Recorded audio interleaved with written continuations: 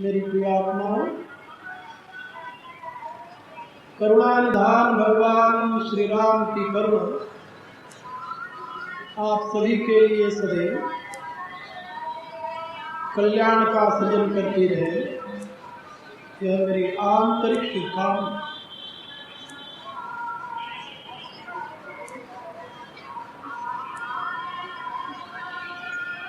ये संपूर्ण सृष्टि त्रिगुणात्मक है। सतोगुण, रजोगुण, तमोगुण, इन तीनों गुणों से अभिभूत है, परिपूर्ण है जो कुछ दृश्य जगत दिखाई दे रहा है। प्रकृति का प्रथम परिणाम जो है वह बुद्धि है,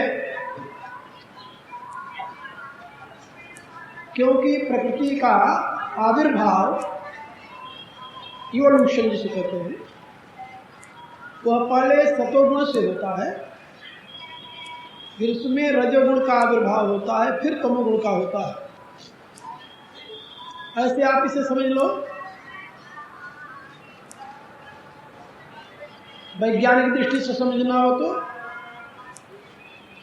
पहले प्रकृति की अभिव्यक्ति प्रकाश रूप में होती है, फिर उसमें क्रिया प्रारंभ होती, मूवमेंट प्रारंभ होता है, फिर आखिर में उसमें स्थिति आती है, सॉलिडिटी आती है। वैज्ञानिक भाषा में इसे सृष्टि क्रम में गैसेज, लिक्विड और सॉलिड कहते हैं। हमारे यहाँ वैदिक भाषा में इसे तेज, अप और अन्न कहते हैं। और ऋग्वेद में जहाँ पर सृष्टि की उत्पत्ति का क्रम बताया गया है, वहाँ पर इसी को वसंत, ग्रीष्म और शरद कहा गया है।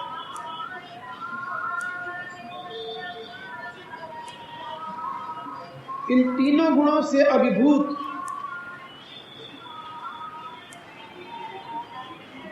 सृष्टि क्रम में मनुष्य का जीवन पूर्ण विकसित जीवन है, इसलिए ये गुण रिफाइंड रूप में मनुष्य में निवास करते हैं।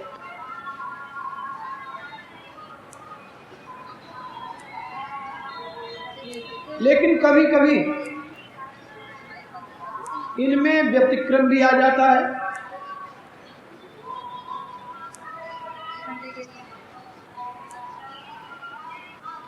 सतत प्रधान जो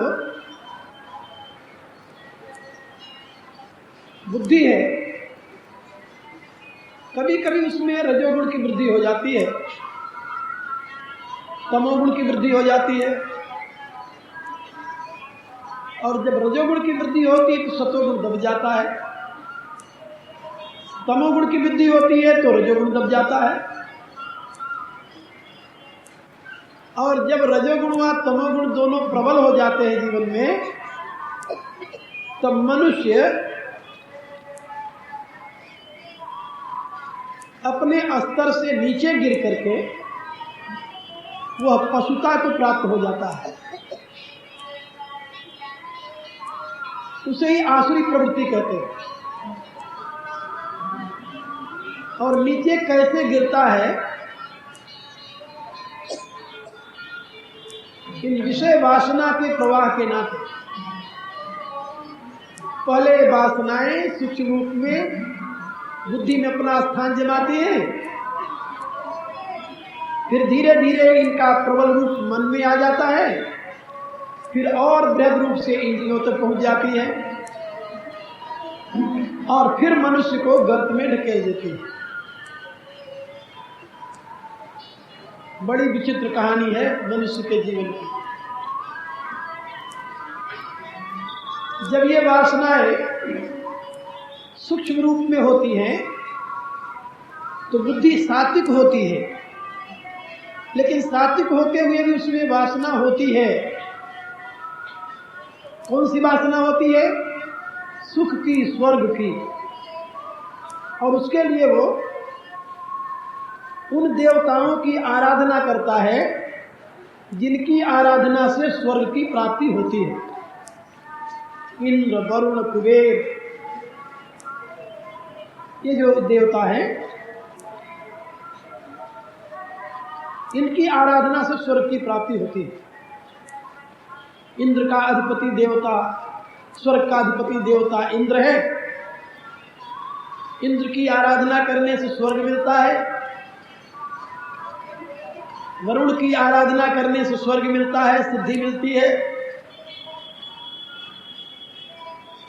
किसी की संतान नहीं है तो वरुण की आराधना करे।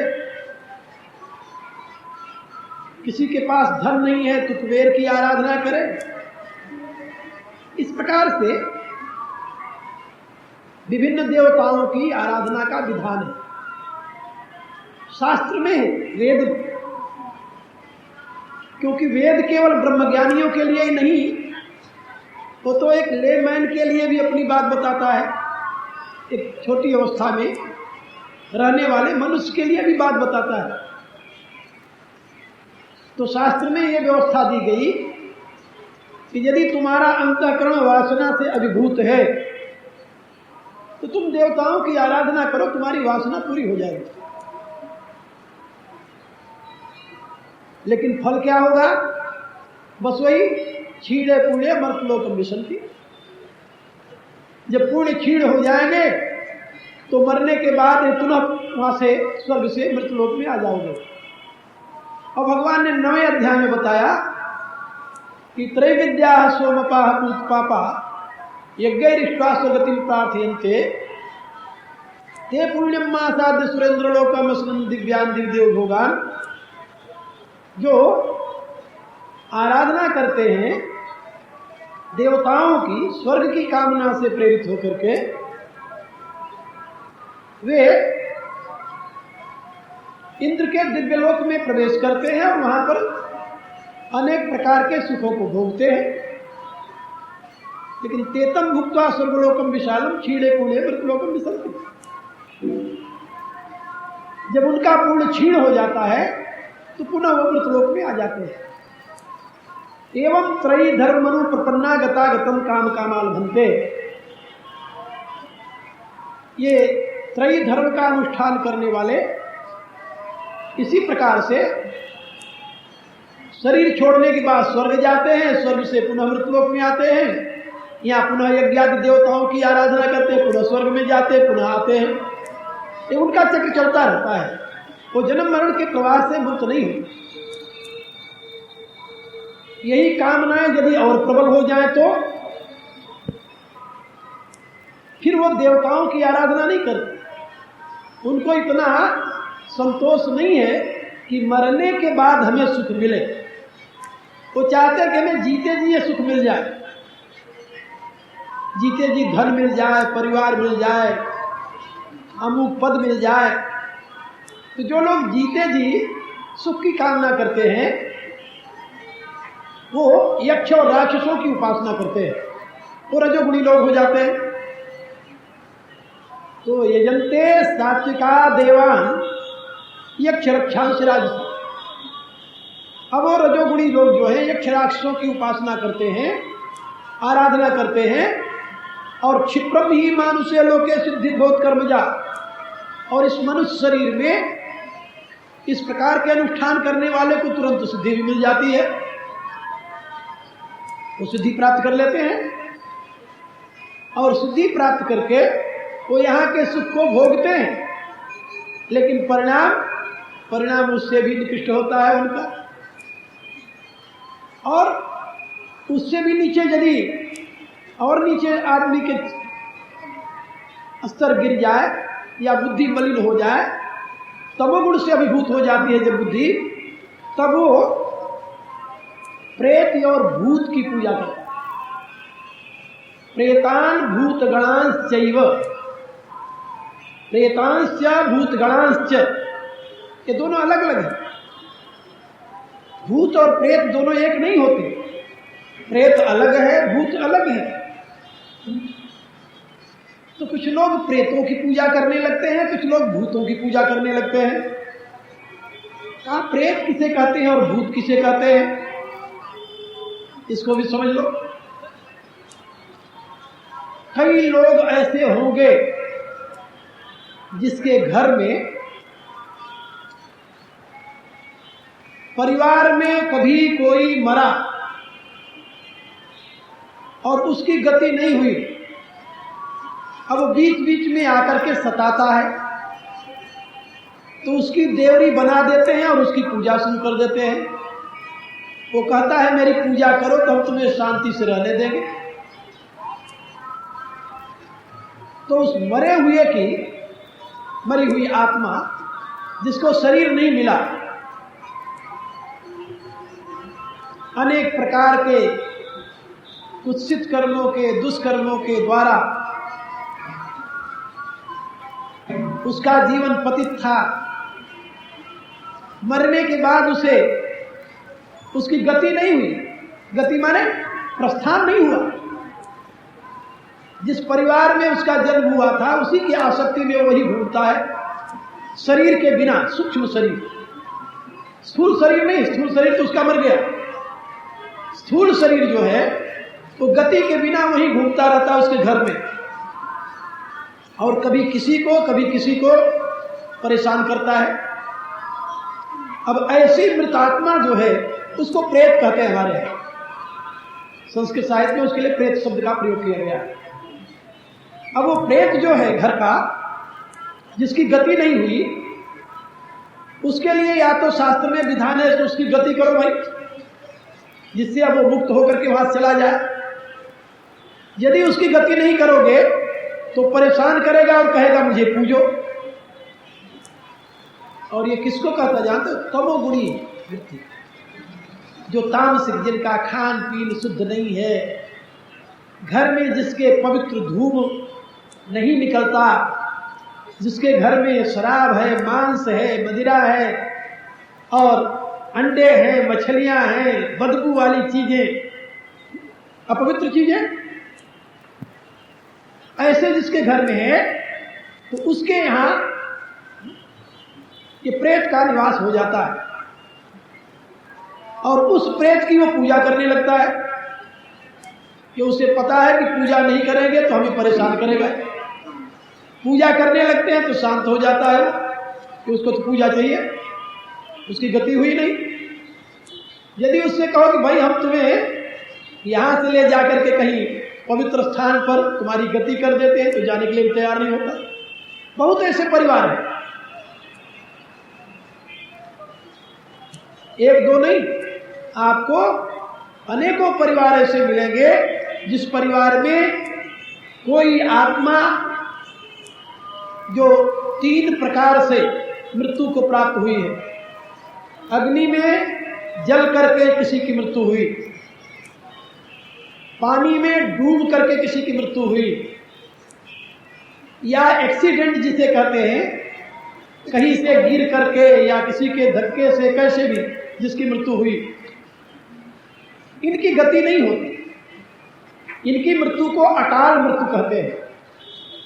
अकाल माने अभी इनका काल पूरा नहीं हुआ था, पूर्व के दुष्कर्मों के नाते उनकी इस प्रकार से मृत्यु हो गई, और जितना लाइफ स्पेन उनका बाकी है, जैसे किसी की 60 वर्ष की आयु थी, 70 वर्ष की आयु थी, 40 वर्ष की आयु में एक्सीडेंट हो गया उसका, अब वो 40 से लेकर के 70 तक का जो पीरियड है उसका, जितनी आयु बाकी है उतनी आयु तक उसको दूसरा शरीर नहीं मिलेगा, उतनी आयु तक वो प्रेत योनि में रहेगा।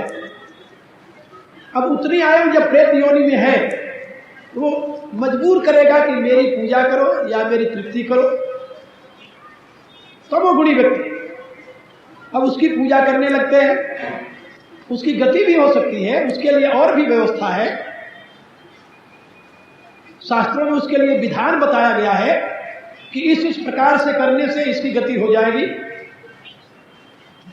और ये तो मेरा देखा हुआ है, बरता हुआ है, जो मैं आपको बता रहा हूं। यदि आप इस प्रकार की क्रिया करते हैं तो उसकी गति हो जाती है। प्रेत की गति के लिए कई व्यवस्थाएं हमारे यहाँ श्रीमद् भागवत महापुराण की कथा का जो व्यवस्था सप्ताह का आप लोगों ने पढ़ा होगा या सुना होगा। गोकर्ण और धुंधकारी की कथा पहले प्रारंभ में आती है श्रीमद् भागवत, और उसमें धुंधकारी जो है वो प्रेत बन जाता है और उसके उद्धार के लिए गोकर्ण जो है वह श्रीमद् भागवत की कथा सुनता है और प्रेत योनि से मुक्त होता है। इसी प्रकार से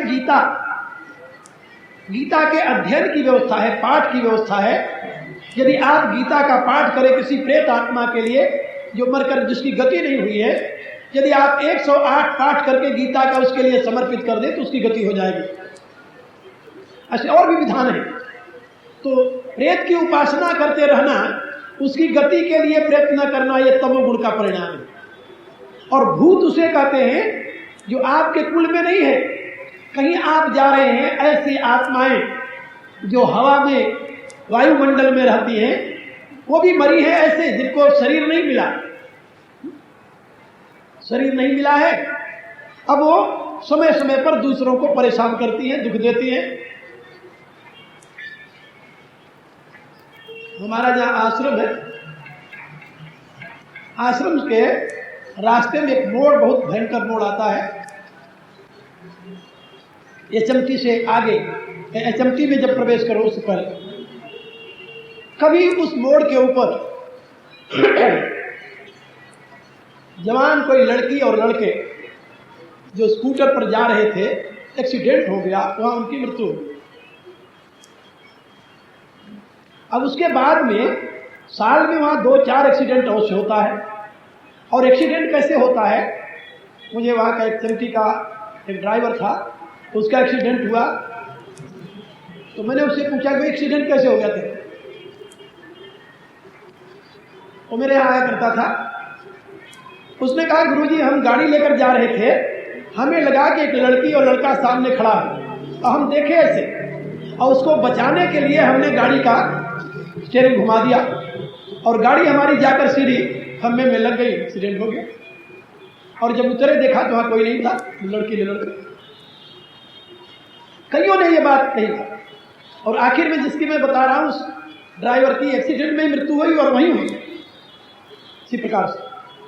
तो ये उनको भूत कहते हैं। प्रेत का संबंध आपके कुल परंपरा से है जो प्रेत योनि को प्राप्त हो गया है, और भूत वो है जिससे आपका कोई संबंध नहीं है, लेकिन जब आपका शरीर तमोगुण से युक्त होता है तब वो आपके ऊपर हावी होते हैं। जो शुद्ध सतोगुणी हैं उनके पास वो प्रेत नहीं आते। गायत्री का जाप करते हैं, किसी मंत्र का जाप करते हैं, प्रभु की आराधना करते हैं, शरीर शुद्ध रखते हैं, उनके ऊपर प्रेत नहीं आता। प्रेत उनका कुछ नहीं बिगाड़ता, न भूत उनका कुछ बिगाड़ता है। लेकिन जहां आप अपवित्र हुए, अपवित्र अवस्था में वो प्रेत आपके ऊपर हावी हो जाएंगे। ये तमोगुण की देन है। तो 3 अवस्थाएं हैं, सतोगुणी, रजोगुणी और तमोगुणी। और इन तीनों के अनुसार मनुष्य की 3 प्रकार की आस्था बनती है। देवताओं की आराधना करने की, यक्षराक्षसों की आराधना करने की, और प्रेत और भूत की आराधना करने की। या मरने के पश्चात उनकी गति भी वही होती है। यांति देवव्रता देवान पितृनियांति पतिव्रता। जो देवताओं की उपासना करते हैं वो मर करके देवलोक को जाते हैं, और जो पितरों की उपासना करते हैं वो मर करके पितरलोक को जाते हैं, और जो भूत और प्रेत की उपासना करते हैं वो मर करके भूत प्रेत बनते हैं। क्योंकि भूत प्रेत वही ले जाएंगे और कहां ले जाएंगे।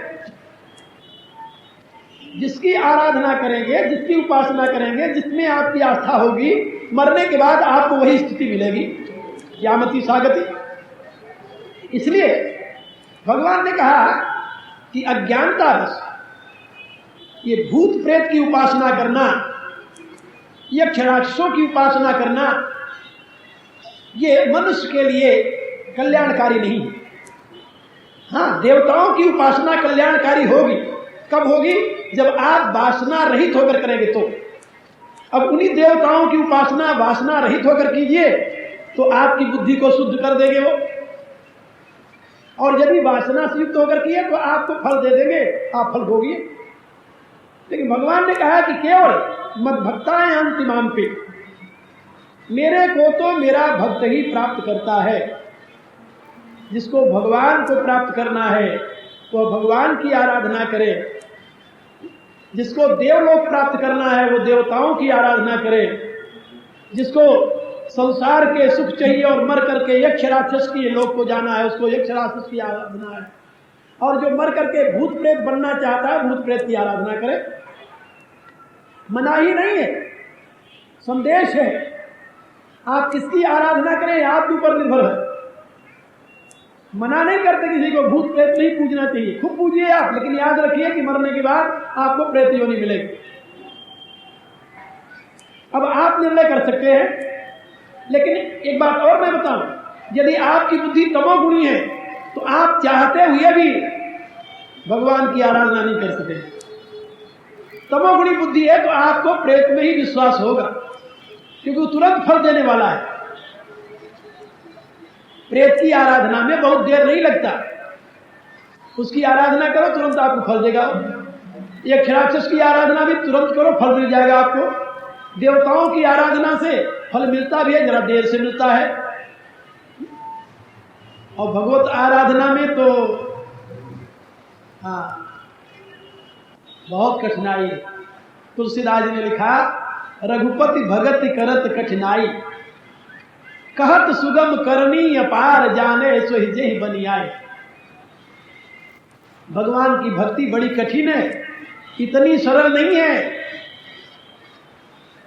कहत सुगम करनी अपार, कहने में बड़ी सुगम है, भगवान की भक्ति करो, भगवान की भक्ति करो।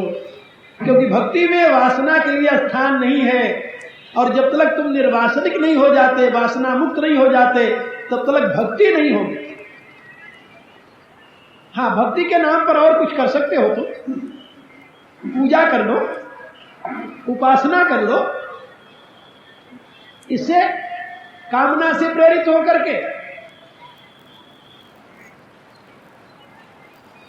लोगों की वृत्ति देखते हो।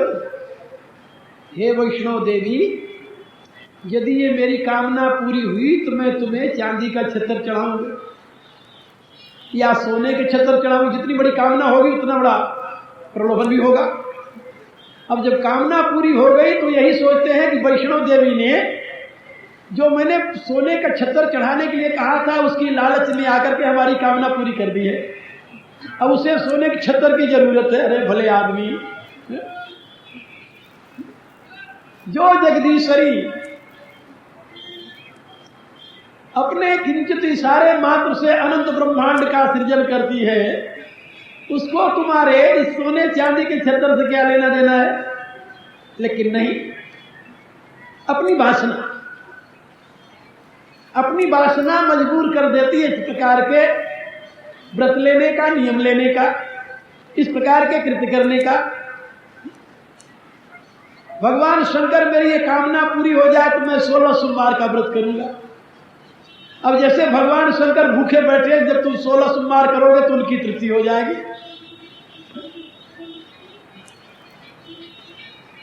आजकल तो बहुत से लोग सीख लेते हैं टेलीविजन से, एक्टरों से। सिनेमा में देखा कि 16 सोमवार का व्रत करने से उसकी यह कामना पूरी हो गई, तुरंत लग गए।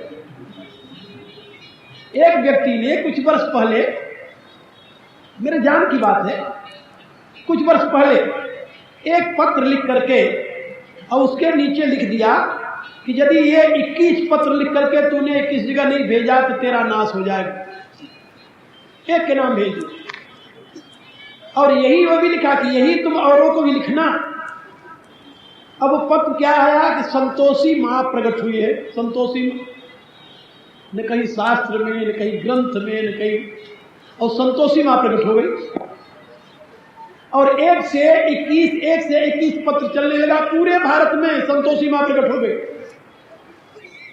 और कुछ वर्ष पहले जगह जगह उसके मंदिर बन गए। शुक्रवार को लोग, पढ़े लिखे लोगों को मैंने देखा, पढ़े लिखे लोग शुक्रवार को खटाई नहीं खाना, भूना चना खाना गुड़ के साथ, संतोषी मां का व्रत करना, क्योंकि कामना पूरी करेंगी। अब मैं पूछा भाई संतोषी माता कहां से आ गई? हमारे पुराणों में, वेद में, शास्त्र में भगवती दुर्गा की तो महिमा है, ये संतोषी माता कहां से पैदा? बोले गणेश की पुत्री है। भाई हमारे ग्रंथ में कहीं लिखा हुआ नहीं कि गणेश की कोई पुत्री हुई जिसका नाम संतोषी माता रखा। और वो इतना प्रचलित हो गया कि आप देखेंगे जहां मंदिर देखें अब संतोषी माता भी बैठी हुई वहां पर एक तरफ। क्या कहें? क्योंकि संतोषी माता भूने चने और गुड़ खाने से प्रसन्न होती है। यानी अज्ञानता धर्म के नाम पर, उपासना के नाम पर कहां तक ले जा सकती है मनुष्य को, कितने गर्त में गिरा सकती है मनुष्य को, इसकी कल्पना नहीं की जा सकती। और ये उन लोगों की गति है जिनके पास वेद है, जिनके पास गीता है, जिनके पास उपनिषद है, जिसके पास ऐसे ऐसे सद्ग्रंथ हैं जिनके प्रकाश में मनुष्य नहीं, देवता नहीं, भगवान बन सकता है। लेकिन क्या कहा जाए, ये बुद्धि वैचित्र्य का परिणाम। इसलिए भगवान ने कहा कि भाई देखो, यदि तुम्हारी बुद्धि अशुद्ध है तो तुमसे ईश्वर की आराधना नहीं होगी। साफ शब्दों में रावण ने कहा था कि हुई है भजन ना तामस देहा, मन क्रम वचन मंत्र दृढ़ एहा। का तामस शरीर से भजन नहीं होने का याद रखो। भक्ति करना है तो पहले अपने आहार विहार को शुद्ध करो। आपको क्या बताऊं, जिसके बाप दादे मांस और मदिरा के सिवा कुछ नहीं जानते थे, जल की जगह पर वे मदिरा पीते थे और आहार की जगह पर मांस खाते थे, भून करके भी, पका करके भी। उनका यही आहार था। यूरोपियन और अमेरिकन की बात बता रहा हूं। आज वो लाखों नहीं करोड़ों की तादाद में, कई हजार तो मेरे संपर्क में लोग हैं, हजारों की तादाद में जो शुद्ध जीवन जी रहे हैं। उनके घर में आपको न मांस मिलेगी, न अंडा मिलेगा, न मछली मिलेगी, न शराब मिलेगी, कोई दूषित पदार्थ नहीं मिलेगा। उनके घरों में आपको भगवान का सुंदर सा मंदिर मिलेगा, गीता मिलेगी, वहां पर उपनिषद मिलेंगे, योग दर्शन मिलेंगे। और उनके घर में प्रवेश करो तो सुगंध आएगी, ये लगेगा किसी भारत के ब्राह्मण के घर में प्रवेश किया। आजकल का ब्राह्मण नहीं ना, आजकल तो आप जानते हो भारत में सबसे बड़ी शराब की जो फैक्ट्री हो एक ब्राह्मण की है। इसलिए जब लोग मेरे से कभी पूछते हैं तो मैं कहता हूं कि भाई आगे का इंजन यदि पटरी से उतर जाए, पटरी से उतर जाए तो डब्बों का क्या कसूर है, वो तो अपने आप नीचे जाएंगे। और वही गति हुई। इस देश को पतन के गर्त में डालने वाला वही वर्ग है जो इस देश को उठा करके विश्वगुरु के पद पर बैठाया था। है भगवान का ये जो अमर संदेश, इसको सुनिए। यजन्ते सात्विका देवा यक्ष रक्षांस राजसा प्रेतान भूत गणांश चैव यजन्ते तामसा जना। का ये तो हुई प्रक्रिया। ये उपासक जो है वो अपने सुख के लिए करते हैं, इनमें दूसरे के अधिकार के अपहरण की प्रवृत्ति नहीं है। ये अपने सुख के लिए परमात्मा की, भूत प्रेत की, यक्ष राक्षस की उपासना करते हैं। लेकिन भगवान कहते हैं इनसे विपरीत भी एक वर्ग है। उस वर्ग का क्या काम है? अशास्त्र विहितम घोरम तप्यन्ते तपोजना। अब वो वर्ग जो है वो अशास्त्र विहित घोर तप का आश्रय लेता है। यहां शास्त्र शब्द का प्रयोग वैदिक विज्ञान के लिए किया गया है और वैदिक विज्ञान ही गीता का मुख्य संदेश। एक दिन मैंने बताया था प्रारंभ में कि सर्वप्रथम जो परमात्मा के द्वारा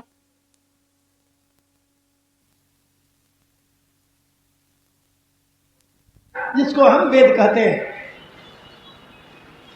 इसीलिए गीता स्वामिनी और सकल शास्त्र की जननी दोनों कहा जाता है।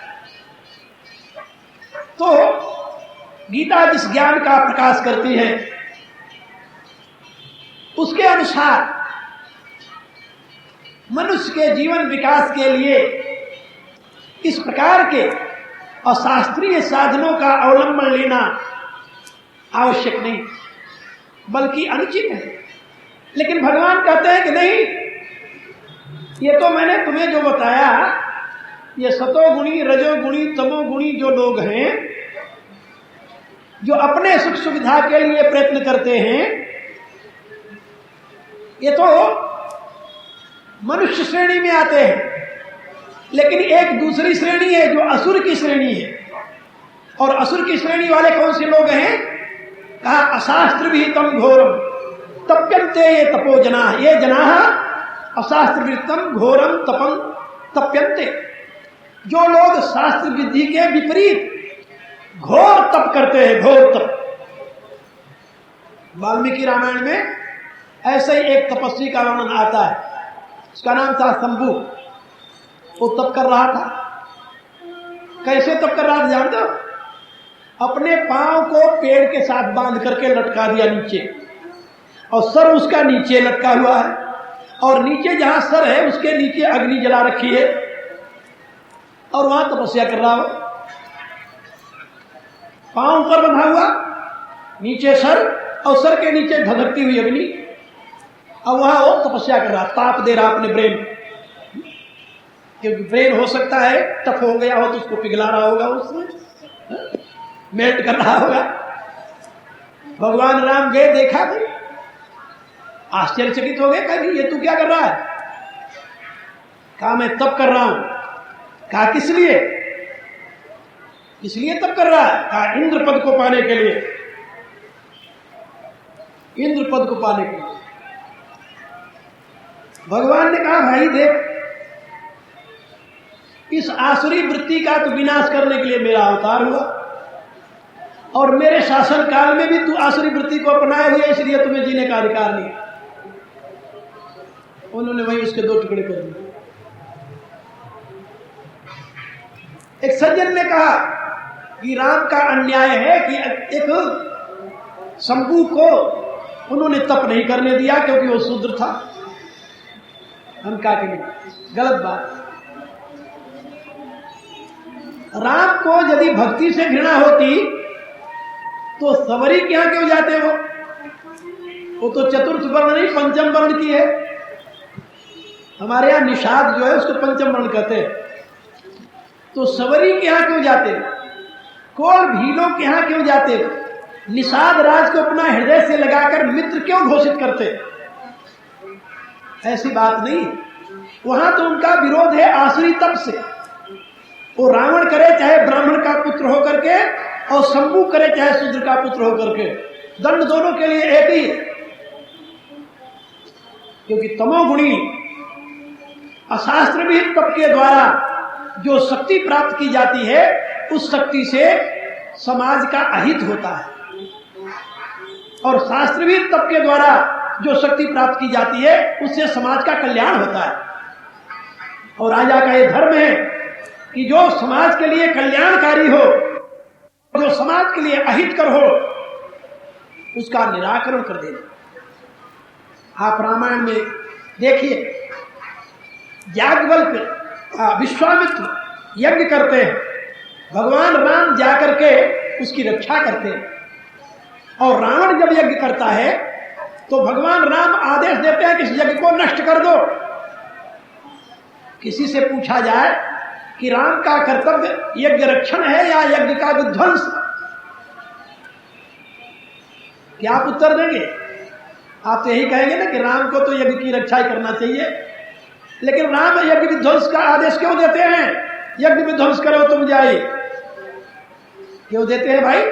क्या इसलिए देते हैं कि रावण के द्वारा जो यज्ञ किया जा रहा था वो आसुरी यज्ञ था। उसमें आहुति किस चीज की पड़ती थी जानते हो? रामायण पढ़िए, तुलसीदास लिखते हैं, आहुति देत रुधिर और भयसा। आप लोगों ने देखा होगा यज्ञ में दो प्रकार की आहुति होती है। एक तो घी की आहुति होती है और एक हव्य की सामग्री की, तो घी की जगह पर तो वो खून की आहुति देता था और सामग्री की जगह पर मांस की आहुति दे रहा था। तो ऐसे आसुरी यज्ञ को विध्वंस न किया जाता और क्या किया जाता बताओ? इस यज्ञ से भी शक्ति मिलती है, आसुरी शक्ति मिलती है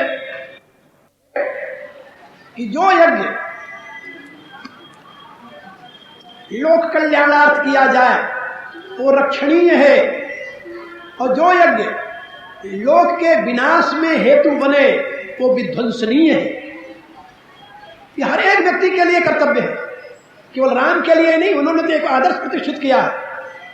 तो भगवान कहते हैं कि अशास्त्र विहितम घोरम तप्यन्ते तपो जना, ये जना अशास्त्र विहितम घोरम तपम तप्यन्ते। और कैसे तप करते हैं? दंभा अहंकार संयुक्ता काम राग बलान्विता। उनके तप में 5 हेतु होते हैं, 5 हेतु: दंभ, अहंकार, राग, कामना और बल, उत्साह, साहस। इन 5 से युक्त होकर के वो तामसी तप में प्रवृत्त होते हैं। दंभ है, दिखाना है ना लोगों को कि मैं तपस्वी हूं, और अहंकार है, बहुत प्रबल अहंकार है कि मैं ये तप करूंगा और ये सिद्धि पाऊंगा, फिर मैं ऐसे कर दूंगा। ईश्वरो हम जोगी भोगी, सिद्धो हम बलवान सुखी, आढ्यो विजनवान अस्मि, कौन ने सदृशो मेरा। 16वें अध्याय में ऐसे असुरों की प्रवृत्तियों का भगवान ने स्वयं वर्णन किया। तो दंभा अहंकार से युक्त, दंभ और अहंकार से युक्त, काम राग बलान्विता, कामना से, आसक्ति से और उत्साह से युक्त होकर के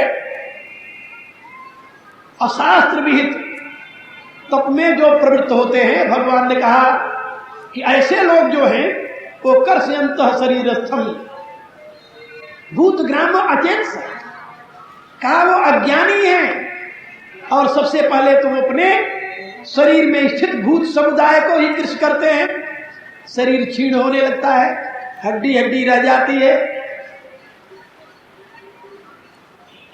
और शरीर ही क्षीण नहीं होता। जब शरीर को आप कष्ट देंगे तो शरीर में रहने वाली आत्मा जो है, माम चैवह, भगवान कहते हैं मैं जो क्षेत्रज्ञ के रूप में, जीवात्मा के रूप में उनके शरीर में निवास करता हूं, शरीरस्थम, वो मुझे भी पीड़ित करते हैं, जीवात्मा को भी पीड़ित करते हैं। और ऐसे जो तपस्या करने वाले हैं, तान विद्यान सुर निश्चया, हे अर्जुन ऐसे लोगों को तुम निश्चय असुर जानो, ये असुर है, उन्हीं को असुर कहते हैं, क्योंकि इनका लक्ष्य अपने अहम की पुष्टि है, अपने कामना की पूर्ति है, और दुनिया को जीत करके अपने अधीन करने की वृत्ति है।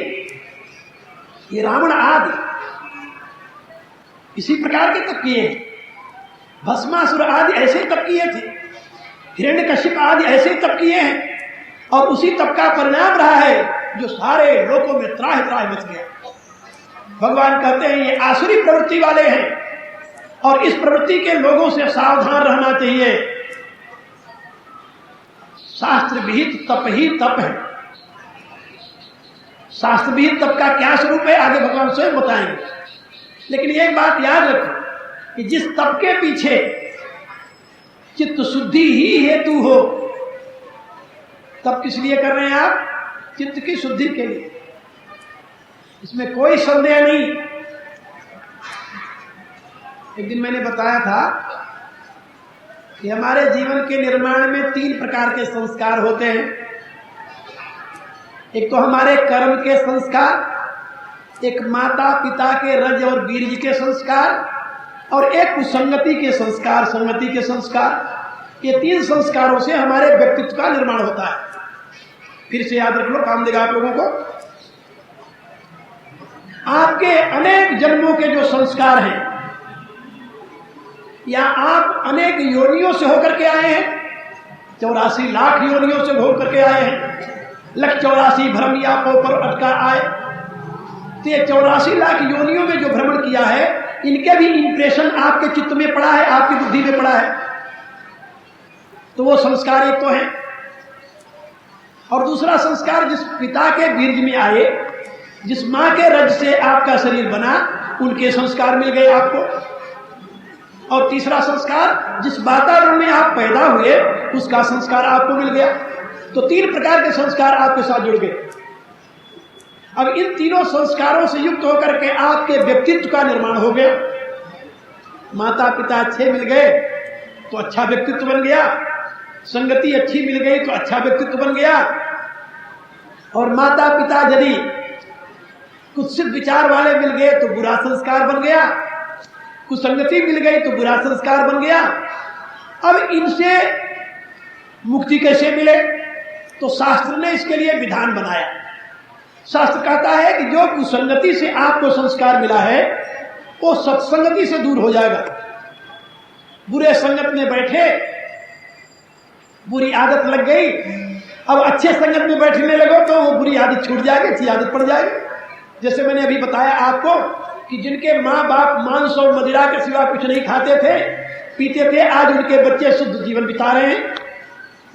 यहाँ हमारे आश्रम में आते हैं, रहते हैं, 4-4, 6-6 महीने अध्ययन करते हैं, हमारा वहां प्रचार कर रहे हैं। वो लोग जिसको आप अमेरिकन कहते हो, यूरोपियन कहते हो, अंग्रेज कहते हो, उनकी गति मैं बता रहा हूं। ये संगति का असर होता है। और दूसरी बात, माता पिता के रजबीर से जो संस्कार मिले हैं उसके नाश के लिए केवल एक उपाय है, तपस्या। तपस्या से ही रजबीर जन्य संस्कार नष्ट होंगे। जब तपस्या का रूप क्या है आगे भगवान बताएंगे, मैं आप लोगों को बताऊंगा तपस्या किसे कहते हैं। लेकिन एक बात याद रखो, इंद्रियों के प्रवाह को रोकना और अपने मन की वृत्तियों को कंट्रोल करना, नियमित करना, अनुशासित करना, यह तपस्या का मुख्य रूप है। बात समझे? तपस्या का यह सही रूप है। यह रूप नहीं कि आप उल्टे टंग जाओ, यह रूप नहीं है। यह तो तपस्या का कार्टून है, तपस्या नहीं है।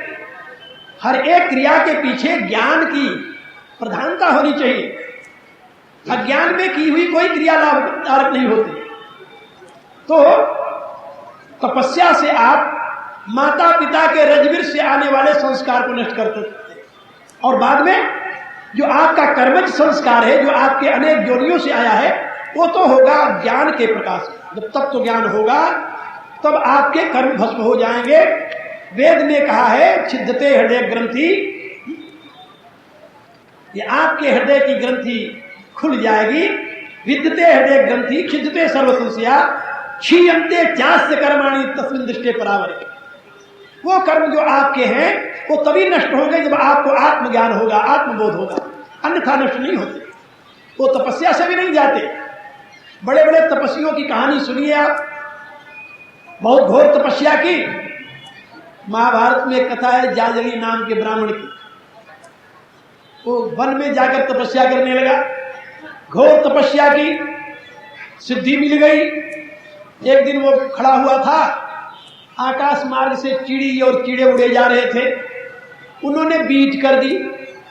बीट तो आप लोग जानते होंगे ना, बीट कर दी, गंदी वस्तु छोड़ दी उसके सर के ऊपर। उसने देखा कि मेरे ऊपर चिड़ियों ने बीट कर दिया। उसने लाल लाल आंखें करके उनकी तरफ देखे तो बेचारे जल करके गिर गए, नीचे मर गए। जब चिड़े मर गए तो उसने सोचा कि अब तो मेरी तपस्या सिद्ध हो गई, सफल हो गई। अब वहां से चला गया एक बस्ती में। बस्ती में गया, वहां एक पतिव्रता स्त्री थी, अपनी पति की सेवा में लगी हुई थी। वहां जाकर के आवाज लगाई, बहुत भिक्षाम देहि, हे देवी मुझे भिक्षा दो। घर की गृहिणी ने कहा कि महाराज थोड़ा रुकिए, मैं अभी पतिदेव की सेवा में हूं, अभी आपके लिए भिक्षा ला रही हूं। थोड़ी देर बैठ गया, फिर उसने कहा बहुत भिक्षाम देहि। फिर उस देवी ने फिर कहा कि महाराज जरा रुक जाइए, मैं अभी आ रही हूं। फिर वो जरा गरज करके बोला कि तुम क्या समझती हो, मैं इतनी देर से कह रहा हूं तुम भिक्षा नहीं दे रहे मुझे। जब गुस्से से बोला तो उस देवी ने अंदर से कहा कि महाराज शांत होकर बैठ जाइए, मैं वो चिड़ी चिड़ा नहीं हूं कि आपके देखने से जब जाऊंगी। वाह! अब वो तो आया था अपने अहंकार में, जब उसे पता चला कि ये चिड़ी चिड़ा नहीं है, तो इसको कैसे पता चल गया चिड़ी चिड़ा के? तो घर में थी, हम तो वहां जंगल में थे, वहां कोई था नहीं। अब प्रतीक्षा करने लगा, इतने में वो देवी बाहर निकले।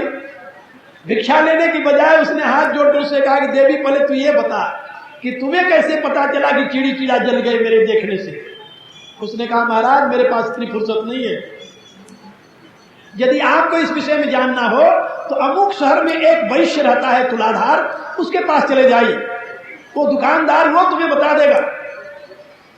अब वो श्रीमान जी वहां से चले, वहां पहुंच गए तुलाधार वैश्य के यहाँ।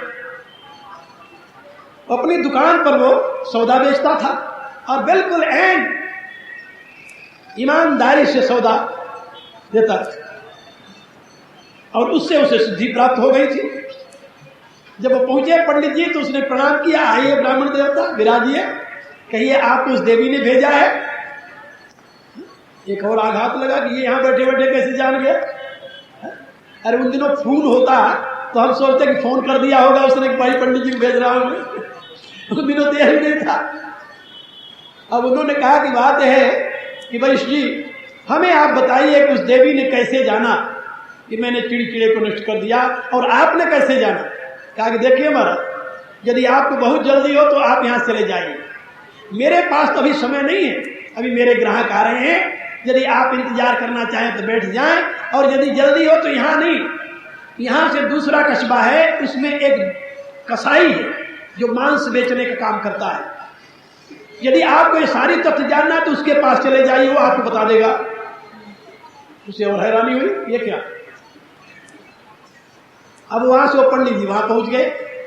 जब कसाई के पास पहुंचे, उसका नाम था व्याध, कहते धर्म व्याध, यानी महाभारत का इतना उत्तम प्रसंग है धर्मवाद का जो उपदेश है वहां पर, अपने आप में उसको एक संज्ञा दी गई, धर्म व्याध गीता, व्याध गीता कहते उसे। जब वहां पहुंचा वो मांस बेच रहा था, मांस बेच करके वहां गया, देखा, नमस्कार किया, कहा आइए पंडित जी विराजिए, आप जगह तो ठीक नहीं आपके काबिल, लेकिन अब क्या करें, आप थोड़ी देर विश्राम कीजिए, अभी मैं काम से पूरा होकर के चल रहा हूं, आपको आपके प्रश्न का उत्तर दूंगा। पंडित जी कहना चाहे कि हमें उसने कहा कि मैं जानता हूं आपको उस देवी ने उस वैश्य के पास भेजा था, उस वैश्य ने मेरे पास भेजा है, इसको बताने की जरूरत नहीं। बैठे रहे, देखते रहे, मांस बेचता रहा। जब सायंकाल हुआ तो वहां से चला, घर में गया तो कहने लगा कि पहले मैं अपने भगवान की पूजा कर लूं, फिर मैं आपसे बात करूंगा। पंडित जी ने कहा कि फिर मैं तुम्हारे भगवान का मैं भी दर्शन करना चाहता हूं। कहा आइए। अंदर गए, उसके वृद्ध माता पिता बैठे हुए थे, उनकी वो सेवा में लग गया। पंडित जी सोचते थे कोई मूर्ति रखी होगी भगवान की जिसकी पूजा करेगा है, लेकिन वहां तो उसके भगवान माता पिता के सिवा और कोई थे नहीं। जब माता पिता की सेवा में उसे देखा तो पंडित जी ने पूछा, उसने आशय समझा, कहा कि पंडित जी यही मेरे भगवान है, ये भगवती है जिसने मुझे जन्म दिया है, और ये मेरे भगवान है जिसने मेरा पालन किया है। भगवान विष्णु पालन करते हैं और जगदेश्वरी जो है जगदम्बिका वो जन्म देती है, और मेरे यही साकार विग्रह, इन्हीं के माध्यम से मैं उस परमेश्वरी और परमेश्वर की आराधना किया करता हूं। आश्चर्यचकित रह गया। फिर उसने बताया, उसने कहा कि देखो मैं मांस ना खाता नहीं, मैं जानता हूं कि मांस खाना बुरा है, मैं कभी मांस नहीं खाया, और न मैं किसी पशु की हत्या करता हूं, पशु भी नहीं मारता, ये दोनों काम नहीं करता। मांस बेचता हूं। क्यों मांस बेचते हो? कहा मांस इसलिए बेचता हूं कि मैं एक कसाई के घर पैदा हुआ, मेरे बाप यही करते थे, मेरे दादा यही करते थे, मेरे परदादा यही करते थे, मेरे वंश का एक काम है, और इस वंश में मेरा जन्म हो गया है तो मैं ये काम कर रहा हूं। लेकिन मैं जानता हूं कि मांस खाना बुरा है, इसलिए मैं मांस नहीं खाता। मैं जानता हूं कि जीव हत्या बुरा है, इसलिए मैं किसी को मारता नहीं। लेकिन जब तक इस दुनिया में मांस खाने वाले होंगे तब तक उनको देने वाला भी कोई न कोई होगा ही। तो भगवान ने मेरे को स्कूल में पैदा कर दिया, तो काम मैंने शुरू कर दिया, ठीक है, हमें इसमें कोई न तो घृणा है और न तो अनुरक्ति है।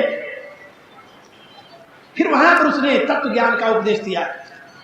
मेरे कहने का अभिप्राय कि तप के द्वारा सिद्धि तो मिलती है, लेकिन वो सिद्धि नहीं होती जिस सिद्धि के बल पर आपको तत्व ज्ञान प्राप्त हो जाए। इसलिए किस प्रकार की तपस्या के द्वारा तत्व ज्ञान मिलता है? वेद की घोषणा है, तपसा ब्रह्म जिज्ञासु तपो ब्रह्म एवैति। तप के द्वारा ब्रह्म को जानने की जिज्ञासा कर, तप ही ब्रह्म है। लेकिन कौन सा तप ब्रह्म का स्वरूप है? किस तप के द्वारा आपको ब्रह्मबोध होगा? वो तप ये तप नहीं है जिसमें कर्षयन्तः शरीरस्थम भूत ग्रामम अचेतसः। भगवान का तो अज्ञानी लोग हैं, मूर्ख लोग हैं, जो भूखे मर करके अपने शरीर को कृष करते हैं। कर्षयन्तः शरीरस्थम, भूखे मर करके, भूखे रह करके अपने शरीर को जो कृष करते हैं। और माम चैवान्तः शरीरस्थम, और उसी शरीर के अंदर मैं जो आत्मा रूप से विद्यमान हूं, मेरे को भी वो पीड़ित करते हैं। तान विद्यान सुर निश्चयान, उनको तू असुर जान। वो देवता नहीं है, वो साधक नहीं है, वो तपस्वी नहीं है, वो असुर है। ऐसे आसुरी तप से दूर रहना चाहिए। इसलिए शास्त्र में जो विधि बताई गई है तप की, उसी के अनुसार तप करने से कल्याण होता है। शास्त्र विधि में तप का क्या स्वरूप है भगवान ने कहा है, तो हम तुम्हें कल बताएंगे। आज तो समय पूरा हो गया, तो आप लोगों को आज तप के विषय में जितनी बातें समझाई गई हैं, अभी 4 दिन और हैं, तो उसको समझ लो और एक रास्ते पर लग जाओ, भटको नहीं। और अज्ञानता में स्वयं को आबद्ध भी मत करो। विवेक के प्रकाश में यदि साधना करोगे तो कल्याण होगा। और अंधविश्वास के यदि भाजन बनोगे तो न तो यहां कुछ मिलने वाला है, न बाद में कुछ मिलने वाला है। पश्चाताप के सिवा कुछ हाथ नहीं आएगा। भगवान ने आपको मनुष्य बनाया, मनुष्य बनाकर बुद्धि दे दी। विशुद्ध बुद्धि के प्रकाश में यदि आप अपने जीवन का विकास करेंगे तो आप अपने लिए और अपने राष्ट्र के लिए, समाज के लिए कल्याणकारी होंगे। और यदि बुद्धि का प्रयोग न करके अंधविश्वास के रास्ते पर चलेंगे तो न आप अपने लिए और न तो समाज के लिए हितकारी होंगे। इन्हीं शब्दों के साथ मैं आज के विचार पे ही विश्राम देता हूं। रात्रि में फिर मिलेंगे आप लोगों से, और फिर 7 बजे रामचरितमानस के माध्यम से भगवान मारुति का चरित्र सुनाएंगे। और कल फिर आपको गीता के द्वारा वर्णित यथार्थ तप का क्या स्वरूप है और तप के लिए किस प्रकार के आहार विहार की व्यवस्था है, इसकी चर्चा करेंगे। अब आप लोग प्रार्थना करें और अपने स्थान। सर्वे भवन्तु सुखिनः, सर्वे सन्तु निरामयाः, सर्वे भद्राणि पश्यन्तु, मा कश्चित् दुःखभाग् भवेत्। ओम पूर्णमदः पूर्णमिदं पूर्णात् पूर्णमुदच्यते पूर्णस्य पूर्णमादाय पूर्णमेवावशिष्यते। ओम शांति शांति